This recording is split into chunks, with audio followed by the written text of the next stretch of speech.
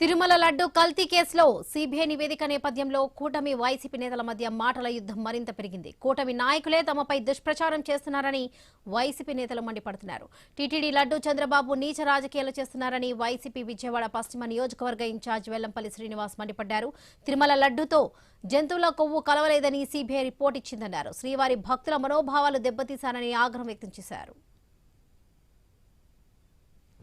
చంద్రబాబు పవన్ కళ్యాణ్ నోరు పెనాయిలతో కడగాలి. ఈరోజు వాళ్ళు చేసిన అపచారానికి, వాళ్ళు చేసిన తప్పులకి ఎంతో మంది వెంకటేశ్వర భక్తులందరూ కూడా వాళ్ళ మనోభావాలు దెబ్బతిన్నాయి. వాళ్ళందరూ కూడా బాధపడిన పరిస్థితి. జరగని కల్తీని జరిగినట్టు చెప్పడం, ఏదైతే అయోధ్యకు పంపించిన లడ్డూలో కూడా జంతువు కలిసిందని చెప్పని అయాం సనాతని సనాతని సనాతని అని చెప్పి అరిసి దున్నపోతులాగా అరిశాడు.